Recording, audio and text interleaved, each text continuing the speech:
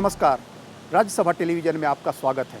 मैं हूं अखिलेश सुमन और आप देख रहे हैं हमारा खास कार्यक्रम स्पेशल रिपोर्ट। स्पेशल रिपोर्ट के इस अंक में हम आपको लाए हैं जम्मू कश्मीर और अगले आधे घंटे में हम आपको दिखाने जा रहे हैं कश्मीरी पंडितों के पलायन की कहानी और उनके वापस लौटने के कवायद की दास्तान।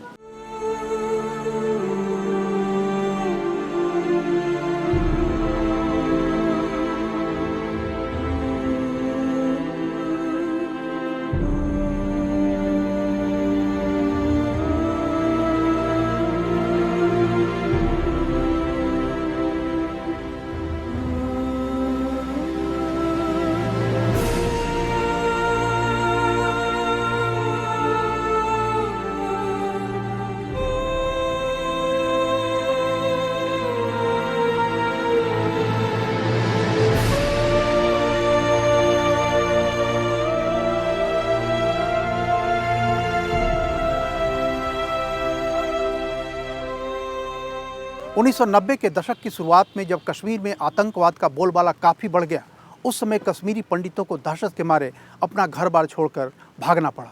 उन्हें जम्मू के कई कैंपों में रखा गया। पहले उन्हें टेंट वाले कैंप में रखा गया, फिर 1 कमरे वाले मकानों में रखा गया और फिर 2 कमरे वाले मकान उन्हें दिए गए। हमारे पीछे जो देख रहे हैं यह टाउनशिप 2 कमरे वाले मकानों का है और यह जम्मू का सबसे बड़ा कैंप है जहाँ कश्मीरी माइग्रेंट को रखा गया है।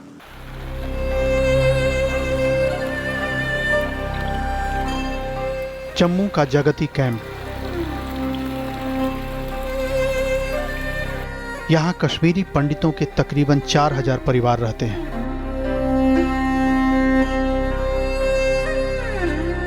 इस तरह के 6 रिलीफ कैंप जम्मू में बनाए गए हैं। उन सब रहने वालों की अपनी अपनी दुख भरी कहानियां हैं, लेकिन सब में समानता यह है कि उन्हें रातों रात कश्मीर के अपने घर बार छोड़कर भागना पड़ा था।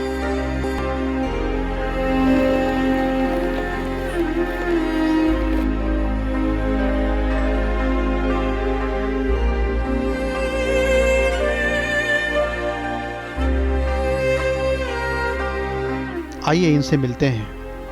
ये 1990 के पहले जम्मू कश्मीर पुलिस में हवलदार थे। इनका अच्छा खासा रसूख था, लेकिन ये भी घाटी में नहीं रह पाए और आज शरणार्थी शिविर के 2 कमरों के मकान में बेटे और बहू के साथ रहने को मजबूर हैं। मैं पुलिस डिपार्टमेंट में नौकरी करता था। तो आप जब यहाँ आए उस समय नौकरी ही करते थे या रिटायर हो गए? नहीं, उस वक्त मैं नौकरी का था। मैंने प्रीमिसर किया इसी वजह से, उग्रवादी वजह से। जब हमारा वहाँ कुछ नहीं रहा, वहाँ मारदार रहा। दिन को भी मारते थे, रात को भी मारते थे। जब कोई सहारा नहीं, फिर हमने प्रीमिसर किया, आधी नौकरी की, तो फिर रिटायरमेंट किया हमने खुद।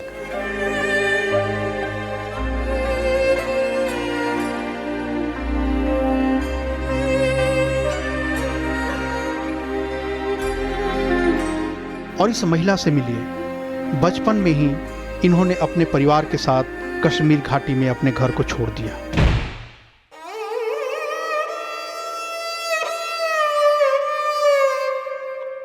और शादी होने के बाद आज इनका परिवार सिर्फ 1 कमरे में रहने को मजबूर है। घाटी में इनके अच्छे खासे घर थे। पति पत्नी, बच्चे और सास ससुर भी इसी घर में रहते हैं, लेकिन घर बहुत छोटा है, इसलिए दिन में सभी इधर उधर रहते हैं और रात में सिर्फ समय काटने के लिए इस शरणार्थी शिविर में इकट्ठा होते हैं। ऐसे ही निकले हम, तो फिर सड़क पर जब पहुँचे तो उधर फिर आ रहे थे ट्रक के ट्रकों में आ गए हम। ऐसे गाड़ी में नहीं आए, ट्रक में आ गए हम। तो फिर इधर गीता भवन में बैठे हम।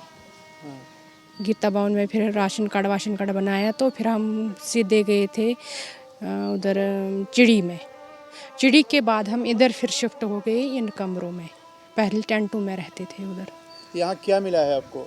सिर्फ क्वार्टर मिला, 1 रूम सेट, सिर्फ 1 रूम। वो किचन विचन नहीं, सिर्फ 1 रूम मिला बस।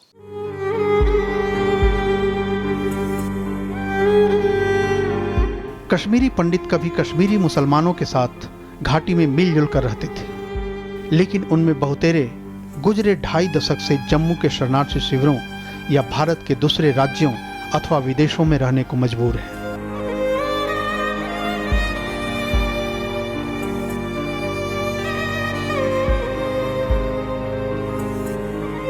3.5 लाख कश्मीरी पंडितों में से तकरीबन 1.5 लाख ने खुद को विस्थापित के रूप में रजिस्टर्ड करा रखा है।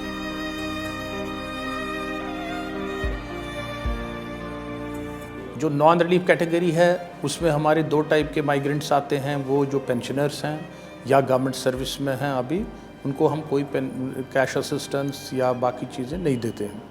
लेकिन जहाँ तक हमारी रिलीफ कैटेगरी के माइग्रेंट्स का ताल्लुक है तो उनको हम मंथली राशन, जो ड्राई राशन होता है, वो दे देते हैं और कैश असिस्टेंस देते हैं, जिसकी स्केल है कि 1650 रुपये पर पर्सन पर मंथ।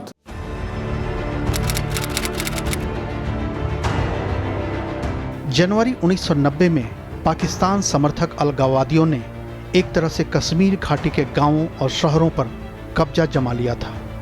उन्होंने कश्मीरी पंडितों को डराने धमकाने की हर संभव कोशिशें की थी। उस समय जगमोहन राज्यपाल थे और जम्मू कश्मीर में राष्ट्रपति शासन लगा था, मगर कश्मीरी पंडितों को ना तो हिफाजत दी गई और ना ही किसी ने उन्हें घाटी छोड़कर जाने से रोकने की कोशिश की। 19 जनवरी 1990 को तो पूरे कश्मीर में जैसे अलगाववादियों और उनकी धमकियों का सैलाब आ गया था। कश्मीरी पंडित इसे सहन नहीं कर पाए और इस तरह कश्मीरी पंडित चल दिए एक अनजान भविष्य की तरफ। गुजरे 25 साल से वे कश्मीर की आबोहवा, अपनी पुश्तैनी जगह और संगी साथियों से बिछड़ कर जीने का दर्द अपने सीने से दबाकर बैठे हैं। बहुत अच्छा लगता था वहाँ पे। हमारा बहुत ही अच्छा सिस्टम था हमारा वहाँ पे। बहुत ही पैदा भी वही हुए, पढ़ाई भी वही हुई, सब वही हुआ। अशोक कुमार खार सरकारी इंजीनियर थे जम्मू कश्मीर सरकार के। कश्मीर में दूर दूर तक सिंचाई विभाग के काम से उन्हें जाना पड़ता था, लेकिन इशारों इशारों में उन्हें संकेत और धमकियां मिलती रही कश्मीर छोड़ने के लिए, और बारी बारी से उन्होंने अपने परिवार के सदस्यों को जम्मू भेज दिया। लगता था कि माहौल में कोई परिवर्तन होगा, लेकिन कुछ भी बदलते न देखकर वे खुद भी चुपके से जम्मू के लिए रुखसत हो लिए। बहुत जुलूस निकलते थे और anti India and Kashmiri pandits के बारे में बहुत ही मतलब उनको निकालने के चक्कर में सब लोग पीछे लगे हुए थे। मर्डर्स हो रहे थे, गोलियों से मारा जा रहा था। तो एक थ्रेट था, लाइफ का थ्रेट था, जो हमको फोर्स किया कि this is not a safe place. Even some of the Muslim friends also advised us that this is not the time when we should stay here.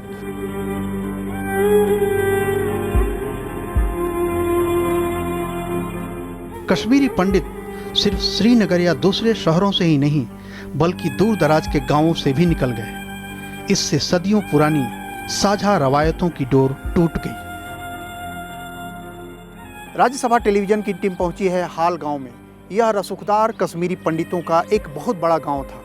यहाँ बड़े बड़े ओहदे पर पड़े हुए कश्मीरी पंडित थे, लेकिन वे भी 1990 के सैलाब में बाहर चले गए, रातों रात घर छोड़कर चले गए।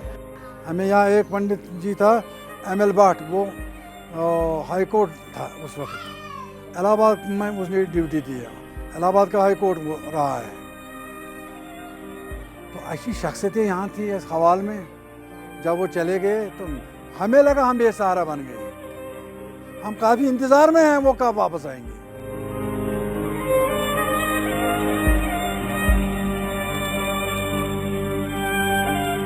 आज आम कश्मीरी मुसलमान भी मानते हैं कि पंडितों का घाटी से जाना अच्छा नहीं हुआ।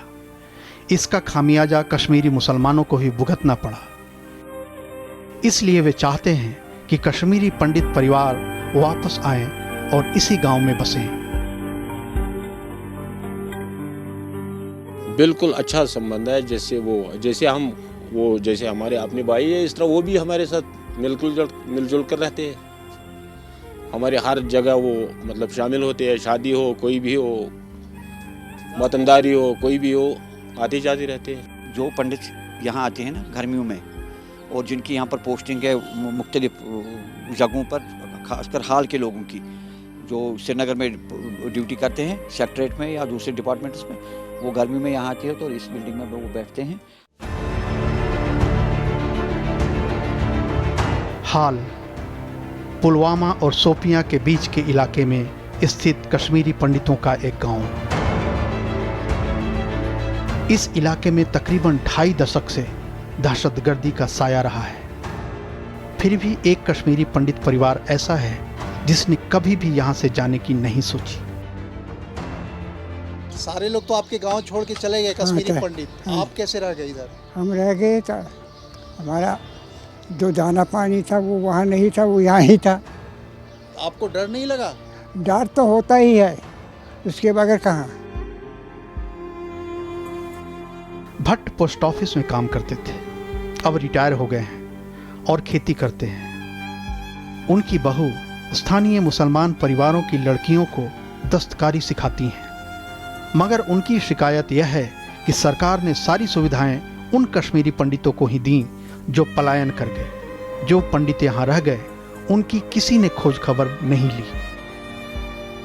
हमसाए है इधर, पड़ोसी है इधर, वो क्या करेंगे? वो जो ये करेंगे वो नहीं करेंगे पंडित, हमारे पंडित वो और पैरों को नहीं देख रहे, मुंह को क्या देखेंगे? वो मुसलमान हमारे भाई है, हमारे मुसलमान है तो भाई हमारे हैं, माँ बाप है, बहन है, भाई।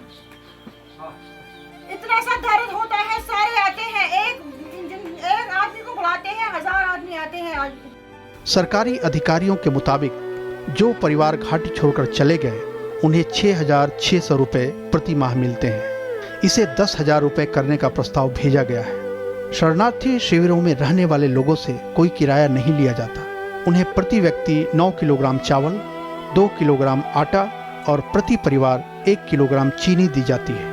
जो सरकारी सेवा में थे उन्हें पेंशन मिलता है और जो अभी भी कागजी तौर पर सरकारी सेवा में हैं उनको हर महीने पूरा वेतन।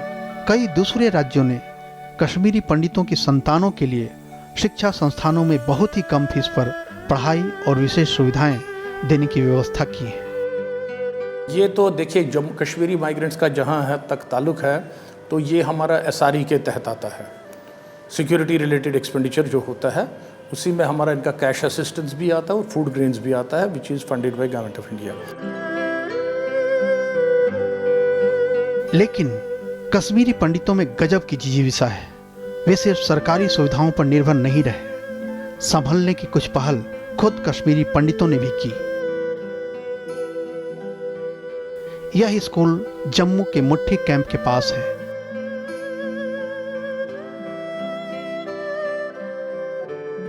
इसे एक विस्थापित परिवार चलाता है। यहाँ माकूल तालीम दी जाती है। कश्मीरी पंडितों के कश्मीर छोड़कर भागने की कहानी और उनके लौटने की स्थितियों पर हम बातें करते रहेंगे, लेकिन फिलहाल वक्त हो चला है एक ब्रेक का।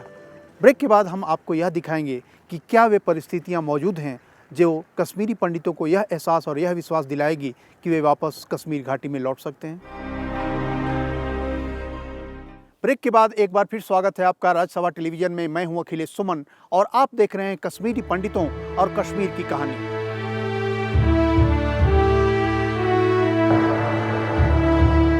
इस बीच पंडितों की वापसी संभव बनाने के लिए कई सुझाव आए हैं। मसलन उनके लिए एक अलग शहर बनाया जाए या मौजूदा शहरों में ही उनके लिए अलग मोहल्ले बनाए जाएं, अथवा उन्हें वापस उनके मूल घरों में लाया जाए। इसके अलावा जम्मू कश्मीर के अंदर उनके लिए एक अलग होमलैंड की मांग भी उठी है, जिसे केंद्र शासित प्रदेश का दर्जा प्राप्त हो। इस सवाल पर आम जन के बीच भी अलग अलग नजरिया है।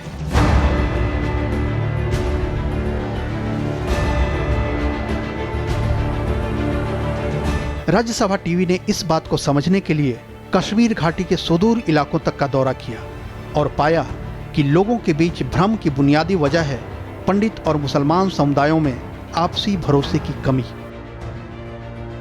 एक यूनियन टेरिटरी का निर्माण वहाँ पे कीजिए और वैसे सब लोगों को वहाँ पे बसाइए जो आतंकवाद के कारण उखड़े हैं या जो ऐसी व्यवस्था में रहना चाहते हैं। हम समझते हैं कि ऐसे एक एटमॉस्फेयर में ही जिसको आप कहेंगे सस्टेनेबल सिक्योर्ड रिटर्न हो सकता है। यानी इस बात पर सर्वसम्मति है कि कश्मीरी पंडित वापस घाटी में लौटे। पिछले विधानसभा चुनाव में बीजेपी के घोषणा पत्र में भी यह बात थी। सत्ता में आने के बाद बीजेपी अब इस राह में आने वाली मुश्किलों से दो चार है, मगर वापसी के तरीकों पर विचार विमर्श जारी है। कश्मीर के लोग चाहते हैं कि ये हमारे भाई हमारे पास आए, ये उनकी अपनी ख्वाहिश है। और इनको भी देखा है, किसी के साथ तो आप ज़बरदस्ती तो कर नहीं सकते। पढ़े लिखे लोग हैं, जैसा वो चाहेंगे हम उनके साथ, सारी गवर्नमेंट उनके साथ है, कश्मीरी पंडित के साथ है। लेकिन सरकार में बीजेपी की सहयोगी पीडीपी की राय है कि कश्मीरी पंडितों को अपनी मूल जगहों पर ही वापस जाना चाहिए। उसका दावा है कि इससे कश्मीर की साझा संस्कृति और विरासत को बहाल करने में मदद मिलेगी। अब जो इसी तरह मुफ्ती साहब सैटेलाइट टाउन की बात कहते हैं, तो वो भी बनेंगे। वो कौन इनकार कर रहा है कि उनके लिए ना बने, लेकिन हम इतना कहते हैं कि वो एक्सक्लूसिव नहीं होना चाहिए, यानी वो इंक्लूसिव होना चाहिए। जहाँ कश्मीरी पंडित रहेगा वहाँ कुछ कश्मीरी मुसलमान भी रहेंगे। विपक्षी नेशनल कॉन्फ्रेंस भी पीडीपी की राय से इत्तेफाक रखती है, लेकिन उनका कहना है कि इस पर राजनीति न हो और पूर्व की सरकारों के इस बारे में ली गई पहल को मजबूत कराया जाए। सरकारी क्वार्टर में रह रहे हैं, उनको फर्स्ट प्रायोरिटी में लाइए, पहली प्रायोरिटी में। फिर दूसरी प्रायोरिटी में वो लोग हैं जो बाहर उन्होंने बस्ती इख्तियार की है, बाहर रह रहे हैं, दिल्ली, बॉम्बे, देश में, देश के अंदर, वो नंबर 2 में कह दीजिए। लेकिन वो बाज़ाब्ता तौर ये स्पष्ट होना चाहिए कि वो यहाँ से उखड़ के 1999-90 के बाद गए।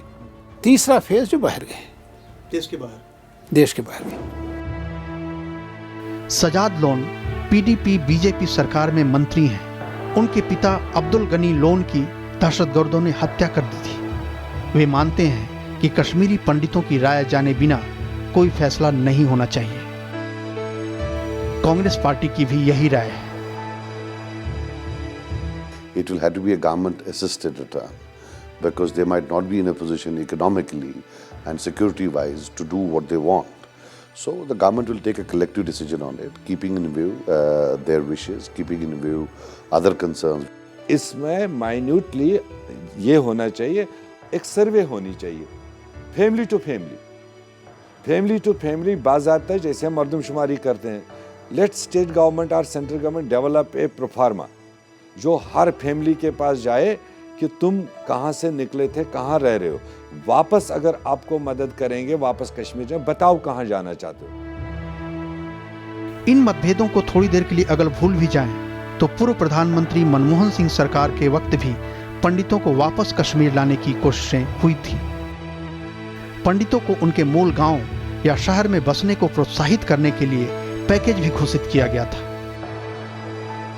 इस पैकेज के तहत 3000 पंडित नौजवानों को सरकारी नौकरी देने का प्रस्ताव किया गया था, जिसमें से तकरीबन 1500 को वास्तव में नौकरियां मिली। पैकेज में क्षतिग्रस्त मकानों की मरम्मत के लिए 7.5 लाख और बिल्कुल बर्बाद मकानों को दोबारा बनाने के लिए उसके अतिरिक्त 2 लाख रुपए देने की पेशकश की गई। यह भी कहा गया कि मकान निर्माण के दौरान लोगों को रहने का इंतजाम ट्रांजिट कैंपों में किया जाएगा। कि ये बात सही है कि 7-7.5 लाख रुपए में आजकल कश्मीर में कोई आए हुए हाउस भी नहीं बनेगा, उसको एनहेंस करना चाहिए। तो हमने उस पर काफ़ी काम किया और काम करने के बाद में 21 लाख रुपए उसको रिवाइज्ड पैकेज बनाया।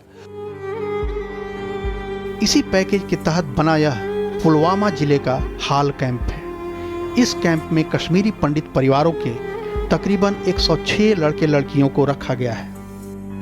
कश्मीर घाटी में पंडितों और मुस्लिम परिवारों के बीच मेल मिलाप बनाने के इरादे से इन्हें ये नौकरियां दी गई हैं। कश्मीर में इस तरह के 505 ट्रांजिट कैंप बनाए गए हैं। इन कैंपों में रहने वाले लड़के लड़कियां दिन में अलग अलग जगहों पर पढ़ाने जाते हैं या किसी अन्य विभाग में काम करने जाते हैं, लेकिन जब शाम को वे लौटकर अपने कैंपों में आते हैं तो असहज हो जाते हैं। उन्हें लगता है कि वे चारदीवारी के अंदर कैद हो गए हैं।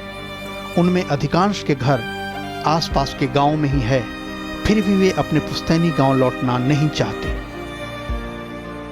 पिछले 4-5 सालों में हमने यहाँ पे ये ऑब्जर्व किया है, जिस कंट्री के हम रहने वाले हैं, जिस कंट्री का हम खाते हैं, हम उस कंट्री की प्रेज़ नहीं कर सकते यहाँ पे। मतलब आप ऐसा समझ सकते हैं कि जो फ्रीडम ऑफ एक्सप्रेशंस है वो शायद यहाँ पे हमारा वो दबता है।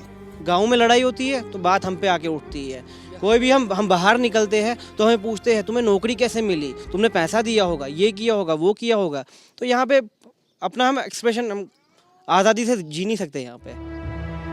हालांकि इस पैकेज के तहत नौजवानों को सरकार से नौकरी ही इस शर्त पर मिली थी कि वे किसी हाल में दोबारा पलायन नहीं करेंगे। वाजपेयी साहब के वक्त भी जो कश्मीर के सॉल्यूशन पर बड़े सवाल आए, उसके बाद मनमोहन सिंह की गवर्नमेंट आई, अब तो एनडीए गवर्नमेंट है, बड़ी बड़ी सजेशनें आती है, पैकेज आती है। असल काम जो रिकन्सिलिएशन थ्योरी है, जब तक कश्मीरी पंडितों और कश्मीरी मुसलमानों में इनिशिएट किया जाए। पंडितों की वापसी के मुद्दे पर आम कश्मीरी पंडित या मुसलमानों से बात करें तो कभी उनके मन का संदेह जाहिर होता है, तो कभी अतीत मोह से जुड़े जज्बात बयां होते हैं। हमें नहीं लगता है कि कश्मीरी पंडित को वापस आना चाहिए उस जगह पे या उस मोहल्ले में या उस गांव में जहां पे वो रहा करते थे। क्योंकि अगर हम 2008 की बात हम देखें कि 2008 में जो उथल पुथल यहाँ पे हुई, एक छोटी सी ज़मीन को अमरनाथ श्राइन बोर्ड को देने की कोशिश की गई स्टेट की तरफ से, तो उस पर कितना बवाल उठा। हैंड फोल्डेड बेनती करता हूँ अपनी पंडित बरादरी से, अपने भाइयों से जिनके साथ हम पढ़े लिखे बैठे हैं, खाया पिया है, एक ही लिहाफ के नीचे हम सोते थे, एक ही लिहाफ के नीचे से एक ही थाली में हम खाते थे। हमें उनको चाहिए कि वो वापस आ जाए। जो 90 में सारे कश्मीरी पंडित 90% कश्मीरी पंडित माइग्रेट हुआ कश्मीर से। This I conclude as an accident of history.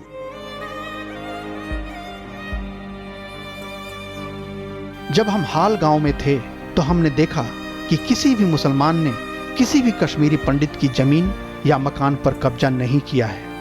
वे आज भी जर्जर तो हो गए हैं, लेकिन वहीं खड़े हैं। कश्मीर घाटी में अलग अलग जगहों पर फिलहाल तकरीबन 2500 कश्मीरी पंडित रहते हैं। उनके दुख सुख में मुसलमान आज भी शामिल होते हैं। कुछ दाह संस्कारों में तो मुसलमानों ने अपने कंधे पर कश्मीरी पंडितों की लाशें भी उठाई हैं और ओम नमः शिवाय के नारे भी लगाए हैं। वे कश्मीरी पंडितों को अपने गांव में वापस देखना चाहते हैं। थोड़ी हम उनको नहीं ढूंढते हैं, बहुत नुकसान हुआ हमें वहाँ उनके जाने से। अगर यहाँ हाल में वो पंडित ये सावगर था, अगर वो यहाँ एक बैंक भी होगा, यहाँ बड़ा अस्पताल होगा, मगर उनके चलने से ऐसे ही नुकसान हमें उठानी पड़ेगी। अगर आएंगे देखो ना, बस हम उसी इंतज़ार में हैं, सारे बातें छोड़कर हम उसी इंतज़ार में पंडित भाई कब आएंगे। यही वजह है कि हाल गांव से गए कश्मीरी पंडितों का मुंह अभी भी इस गांव से टूटा नहीं है। स्मरण के बतौर वे जब यहाँ मंदिर बनाने लगे तो गांव के कश्मीरी मुसलमानों ने उनकी मदद की और किसी भी मुसलमान ने उसका विरोध नहीं किया। हमारे पीछे यह रैली जो आप देख रहे हैं वह है दक्षिणी कश्मीर के शोपियां इलाके के एक दूर के गांव में। एक समय यह इलाका उग्रवाद से काफ़ी हद तक प्रभावित था, लेकिन आज यह लोग पीडीपी के नेताओं को बुलाकर यह मांग कर रहे हैं कि उन्हें सड़क की सुविधा दी जाए और अन्य नागरिक सुविधाएं दी जाए। मतलब कश्मीर बदल रहा है। पीडीपी के नेता के सम्मान में यह रैली आयोजित की गई है। यह रैली बताती है कि कश्मीर में आज हालात पहले से बेहतर हैं। लोग जज्बाती मुद्दों से नहीं बल्कि रोजमर्रा की ज़रूरतों के लिए आंदोलित हो रहे हैं। वे सड़क, रोजगार, स्कूल और अस्पताल की मांगे कर रहे हैं।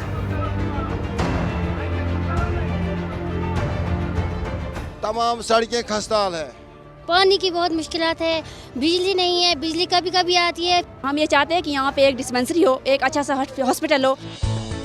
शहरों की स्थितियां भी बदल गई हैं। हमने जब श्रीनगर और उसके आसपास के इलाकों का दौरा किया तो पाया कि वहाँ भी अब जिंदगी आम हो चुकी है। वक्त के साथ लोगों की सोच बदली है। 1990 के दशक में इस स्कूल में मुस्लिम लड़कियों के पढ़ने की इजाज़त नहीं थी, लेकिन अब यहाँ लड़के लड़कियाँ साथ साथ पढ़ते हैं। इस साल बहुत तरक्की हुई है। इस साल हमने को एजुकेशन भी यहाँ शुरू किया। पहले यहाँ लड़कियाँ नहीं थी, लड़कियों ने भी यहाँ दिलचस्पी दिखाई क्योंकि यहाँ पढ़ाई बहुत होती है। इसके अलावा यहाँ हड़ताल में भी स्कूल खुला रहता है, चाहे बाहर हड़ताल हो या कुछ हो, स्कूल चलता रहता है। खाली दिखाते हैं कश्मीर में वो है, कश्मीर में ये है, कश्मीर में ये है, कश्मीर में कुछ नहीं है। जितना कश्मीर सेफ है ना हिंदुस्तान में टूरिस्ट के लिए, उतना कोई इलाका नहीं हो। तो डल लेक के ये शिकारे अपने पिछड़े पंडित भाइयों का इंतजार कर रहे हैं। सबकी जुबान पर एक ही बात है कि कश्मीरी पंडितों के बिना कश्मीर अधूरा है। मेरा मानना है कि कश्मीरी पंडित यहाँ के थे, यहाँ के हैं और यहाँ के रहेंगे। हम उनकी जिम्मेदारी लेते हैं। लोग वो छोड़े, गवर्नमेंट को छोड़े, पुलिस को छोड़े, हम खुद उनके रखवाली करेंगे। पर हर कश्मीरी पंडित के मन में एक संदेह है, क्या एक बार फिर वे उजड़ने के लिए घाटी में वापस जाएं? रोजगार और विकास के माहौल के अभाव से वे डरते हैं। अभी तक इतने साल होने के बावजूद टेक्नोलॉजी की इतनी एडवांसमेंट हुई है, अभी तक हम एक ऐसा रोड डिस्कवर या कंस्ट्रक्ट नहीं कर पाए हैं जो वादी कश्मीर को बाकी हिस्सों से जोड़ा रहे, जो डिपेंडेबल हो। थोड़ी सी बारिश हो, बर्फ़ हो, लैंडस्लाइड्स हो, तो कश्मीर की जो घाटी है ये कटी रहती है। अलगाववाद की छिटपुट वारदातें भी उन्हें सहमा देती है। हालांकि फिर भी कश्मीरी पंडितों और कश्मीरी मुसलमानों की पुरानी पीढ़ी काम के लिए एक दूसरे के संपर्क में रहती है, लेकिन समस्या है दोनों समाजों की नई पीढ़ी के साथ। उन्होंने दोनों समाजों को साथ साथ रहते नहीं देखा है और इसलिए उनमें संवादहीनता जबरदस्त है। जरूरत है उन्हें साथ साथ रहने के फायदों को बताने और प्रेरित करने की। और इस तरह हम आ पहुँचे हैं अपनी इस खास रिपोर्ट के अंत में। अभी तक जो हमने महसूस किया कि कश्मीरी पंडितों के कश्मीर घाटी में वापस लौटाने की प्रक्रिया प्रशासनिक स्तर पर तो शुरू हुई है, लेकिन उससे सफल बनाने के लिए सामाजिक स्तर पर मेल मिलाप और सांस्कृतिक एकजुटता को मजबूत करने की सख्त आवश्यकता है। इसके लिए जहां सामाजिक कार्यकर्ताओं को पहल लेनी होगी, वहीं मीडिया को इसमें अहम भूमिका निभानी होगी ताकि दोनों समाजों के अच्छे, रोचक और सकारात्मक खबरों को प्रमुखता मिल सके। राज्यसभा टेलीविज़न के इस खास रिपोर्ट में कैमरा पर्सन सिद्धार्थ के साथ अखिलेश सुमन की तरफ से आज बस इतना ही। अगले कार्यक्रम के साथ हम फिर मिलेंगे, तब तक के लिए नमस्कार, आदाब।